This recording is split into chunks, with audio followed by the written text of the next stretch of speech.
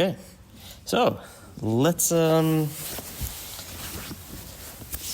start with 10 minutes. How does that sound? Yeah?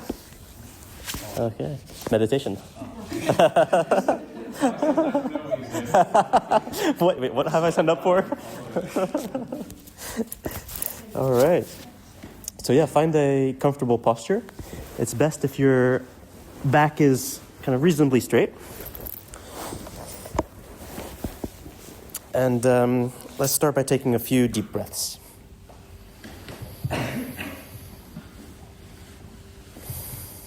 And close your eyes.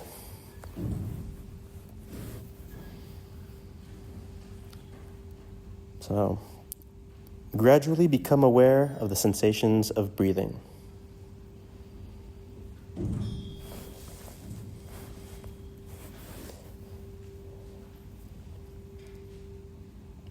Notice where you feel the breath the strongest, either at the tip of the nose or the rising and falling of your chest or abdomen.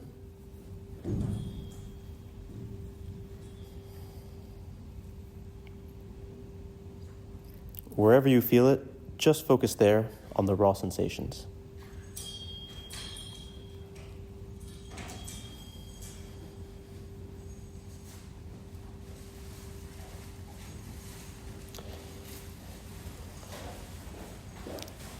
Let your breath come and go naturally. No need to control it. If it is deep, that's fine. If it is shallow, that's fine. Just feel the sensations as closely as you can.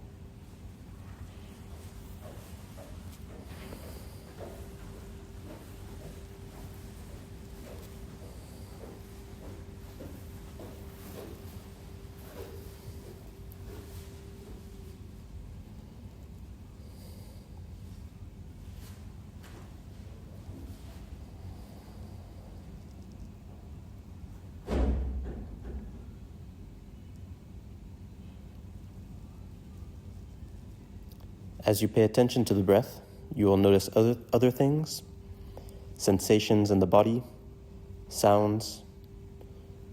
Notice these things too, and then come back to the feeling of breathing.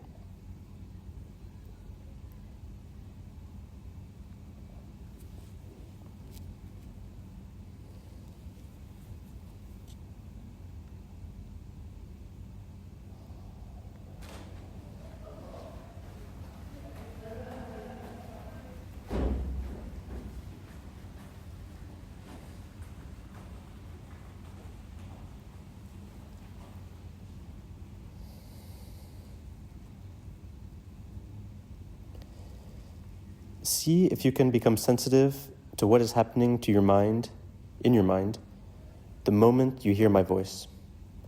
In the beginning, I'll be interrupting a train of thought, catching you thinking while you are trying to pay attention to the breath. Just notice this without judgment. Judgment is just another thought. And then come back to the practice.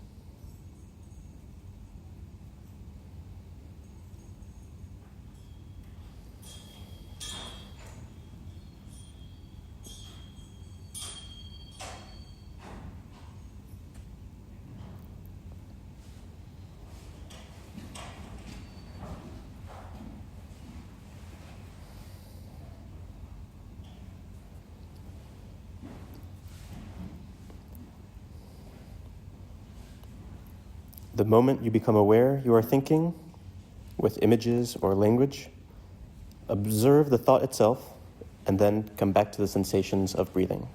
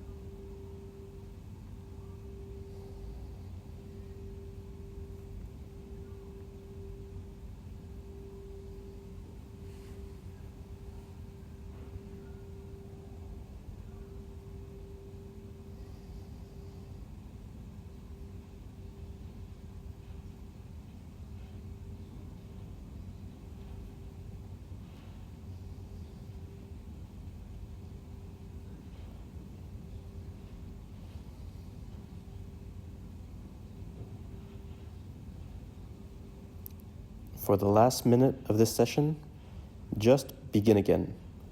See if you can feel the next inhalation from the moment it appears until the moment the exhalation disappears.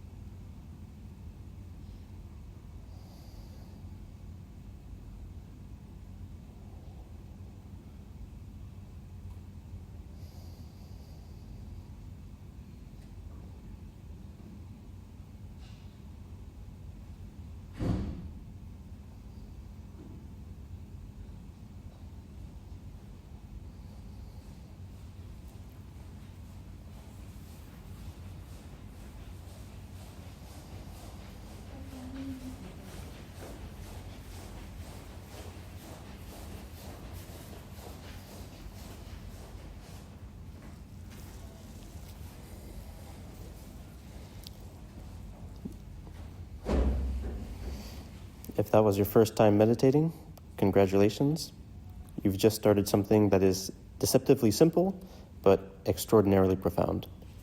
It is impossible to exaggerate how deep and interesting and transformative this simple practice of paying close attention to your experience can become.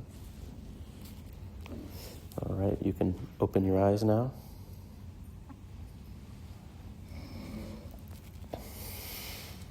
So, the advertising for this club was to train your mind to be happier. That's how I kind of sent it out. And you know, like all advertising, there's always a bit of exaggeration, right? But it is true that we are training our minds to be happier, but it's just the definition of happier that it's not the ordinary sense of happiness, right? When we think of happiness, usually we think of kind of big smiles, laughter, kind of a peak joy, right? But we also know that that's not sustainable, right?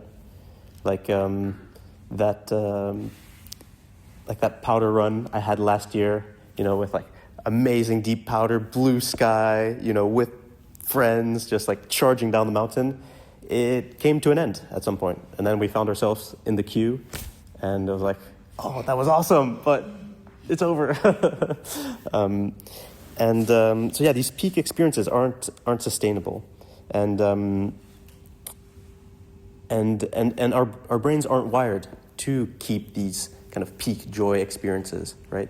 Our brain has evolved over millions of years to stay in kind of homeostasis, the baseline where, well, it's optimized for survival. So when we get a peak of dopamine, we're like, oh, we're super happy and stuff. The brain just naturally tries to bring us back down. And in fact, after a peak, we go below baseline in terms of dopamine. And that's what creates the craving for, oh, I want that thing again. I want that powder run again, or that drink again, or, you know, whatever is giving us dopamine. So how do we live a happy life? Well, this is an very old problem. People in the caves, the cavemans, were probably wondering the same thing, just with not skiing, but with, I don't know, not dying. Yay. Yeah. So it's an old problem, and the approach that interests me the most is the Buddhist approach to solving this issue, or at least what I understand of the Buddhist approach. I'm not qualified for this, by the way. This is like when you see a beginner teach another beginner how to ski, and you're just like, oh no, what are they doing? This is sort of like that. But this isn't a religious club. I'm not trying to convert anyone. I don't consider myself a Buddhist, or maybe, I don't know. I think it can be religious. I have been to monasteries where it's like, there's a lot of rites, there's a lot of rituals, there's like dogmas that are just weird. Sort of like how in Christianity, you have to believe that Jesus died and resuscitated to be part of it. There were some things like that where it's like, they're saying some, mystical stuff about the Buddha that I was like, couldn't really get behind. So I think it can be a religion, but at its core, it's a philosophy, right? At its core, it's this, ordinary guy, Siddhartha Gautama, 2,500 years ago, who was super into meditation, like we are, and then became, fully enlightened, which is, fully enlightened. The way I understand it is that he kind of came out of all suffering. So essentially, he was the most chill guy ever, and then people flocked to him and started a religion around him. So what did he say about how to live a happy life? Well, it's not about the peaks, like our minds try to convince us. Our minds are telling us like, oh, I need this, I need that. If only I didn't have this. If only my roommate Dave didn't snore super loudly at 3 a.m. If only it wasn't like that and things were like this, then I would be happy. It would be like happy ever after. But our minds are lying to us. And we've had those experiences where we've had, that craving. It's like, I don't know. Give me an example of a craving that was satisfied.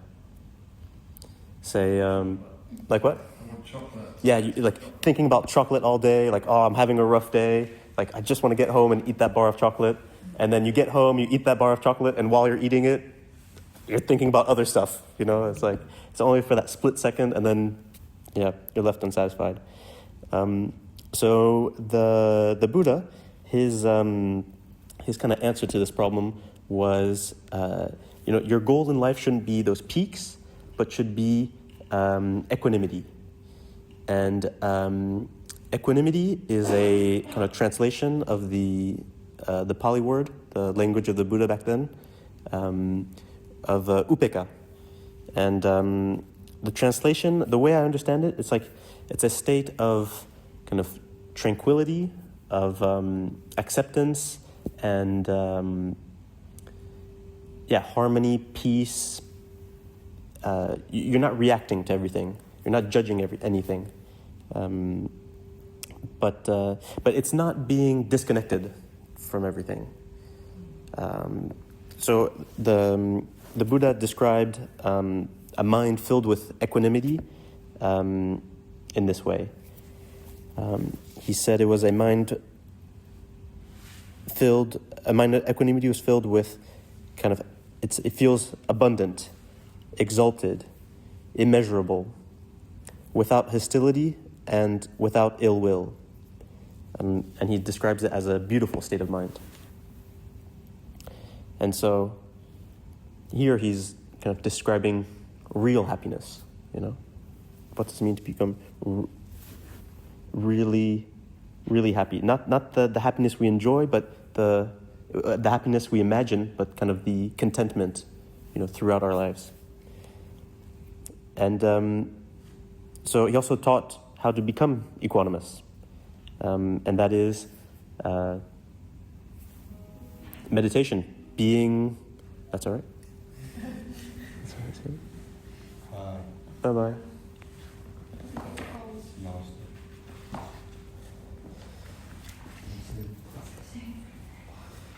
So how to be equanimous?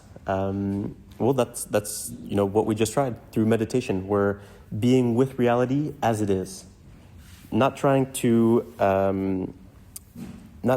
think about our experience as we usually are, judging everything we're doing, but being with reality as it is in the moment. He wasn't interested in kind of forcing people. Oh, you have to believe me. He wasn't trying to get faith followers. He just said, this is my experience. Observe your own mind and come to your own conclusion. And how do we observe our mind? Well, it's as simple as sitting down and observing it. And let's give it another go. A quick 10 minutes. Sounds good? Okay. So, go ahead and sit straight and as comfortably as you can. And close your eyes. Become aware of the sensations of sitting. Become aware of your arms by your side, your butt against the seat, your back against the backrest. And take a few deep breaths.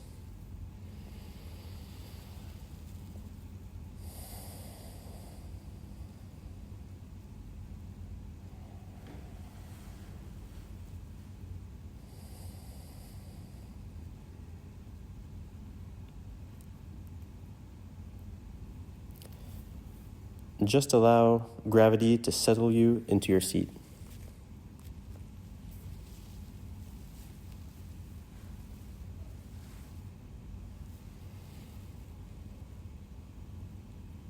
Now, just as we did before, become aware of the sensations of breathing. Notice the sensations of breathing at the tip of the nose.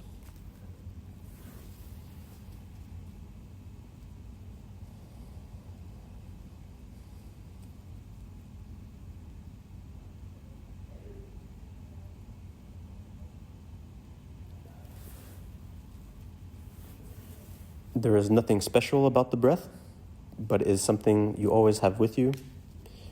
We're using it to train your power of attention.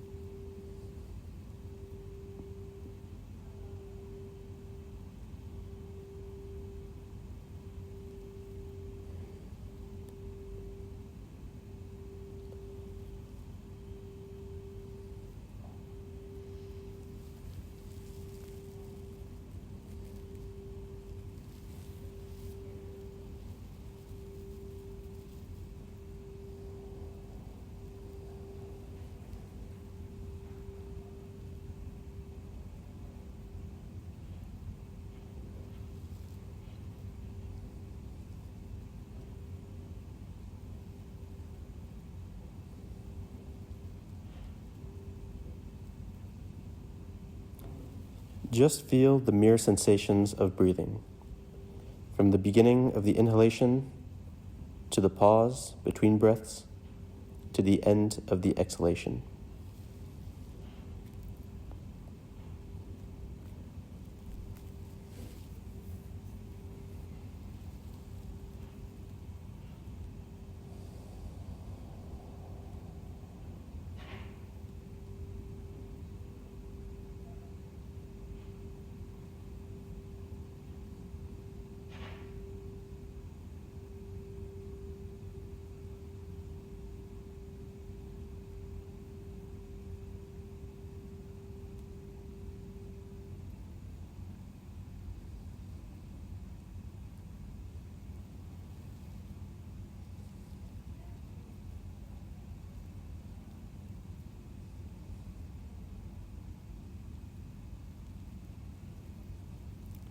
Try to cover the breath with your awareness. Once again, there is no need to control your breathing. Just let it come however it comes.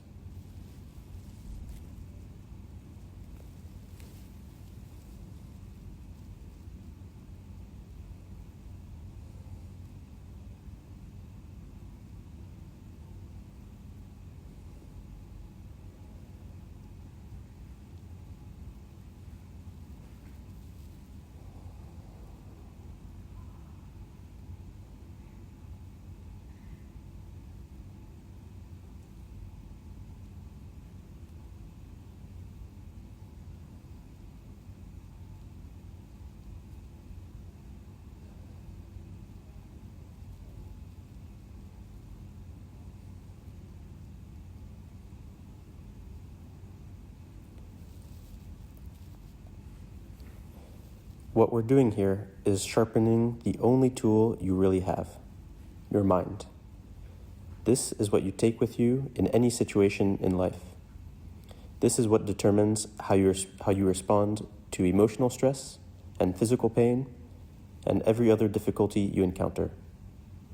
This is the basis of every decision you make and every interaction you have had with other people. And as you begin to observe it, you may notice, perhaps with growing amazement, that your mind is totally out of control.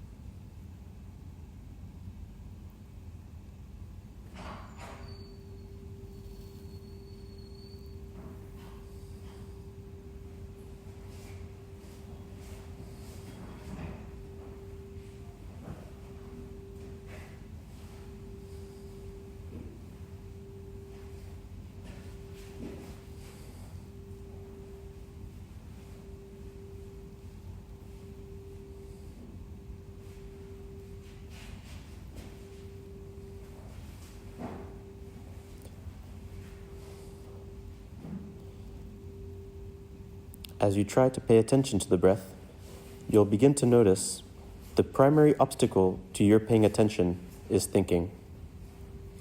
Thoughts continually arise, and you forget you were even trying to meditate in the first place. This happens over the course of mere seconds.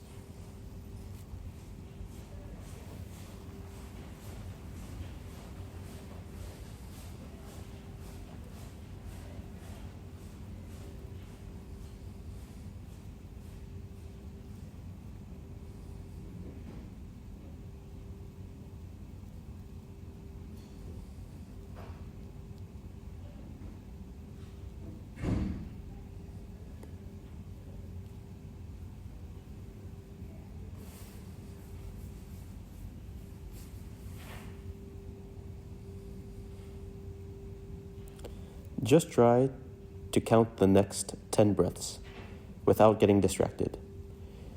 You can silently, in your mind, count 1 on the inhalation and again 1 on the exhalation, and then 2. See if you can get to 10.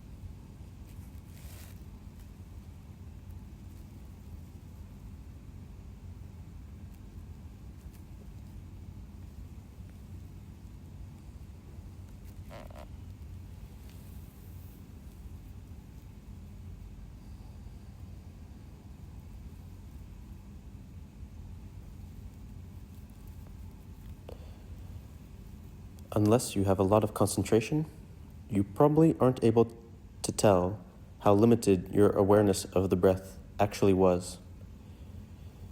Your attention was being rapidly taken by discursive thought. Now, the goal isn't to stop your thoughts or suppress any emotions that arises with them. It's rather to notice these mental events clearly and to experience them fully, more fully in fact, to recognize them as appearances in consciousness the moment they arise. But that is generally a very hard thing to do in the beginning. So for the time being, the moment you discover that you're thinking, just observe it and come back to the breath.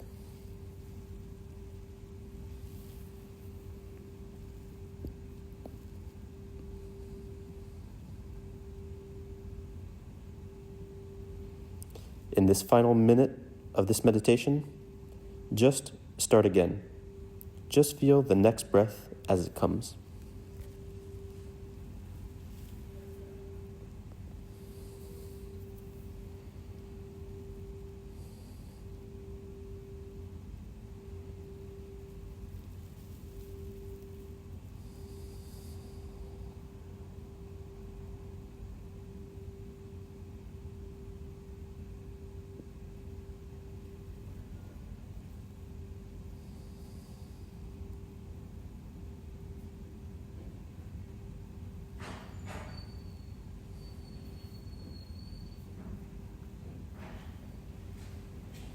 Okay, just take a moment to take stock of how you are feeling. Whether you're tired or restless or calm, whether your experience was pleasant or unpleasant, wasn't really the point. What you are learning here is a new skill. And unless you're coming here already knowing how to meditate, you can't expect to do it well in the beginning. As your practice develops, you'll see that you do less, not more, than you usually do. You're not adding something to your experience in the present moment. Rather, you're simply becoming less distracted. And to make progress, you simply need to be willing to begin again. All right. Thank you. You can open your eyes.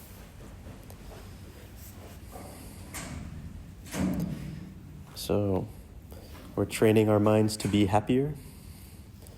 Anyone happier? False advertising.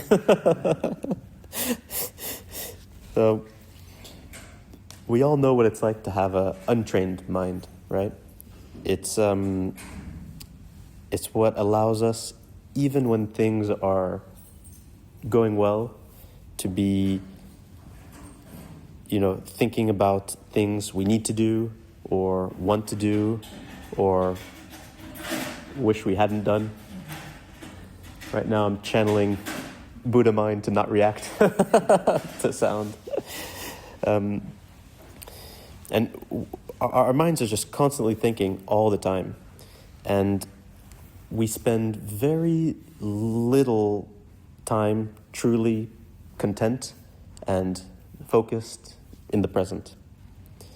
And because of this, we often fail to connect with others. But there is a solution, and meditation is the way to correct this. Really what we're practicing is breaking the habit of being lost in thought. And it's not just while we're meditating, but throughout our daily life. That's where we see the real benefit. And but don't get discouraged if you spent the whole meditation thinking about something else. You can't expect to be good at it, in the beginning. This is a habitual process that we've been, over our whole lives. We've been developing and strengthening this habit of just thinking all the time, being lost in thought all the time. So it's like a new skill, like learning the piano. At the beginning, terrible, and that's the same with meditation. But like the piano, you need practice. So I hope to see you next week for next session, where we'll talk a bit about the purpose of meditation and we'll do some experiments, meditation experiments. So yeah, stay tuned for that, and thank you for joining me tonight.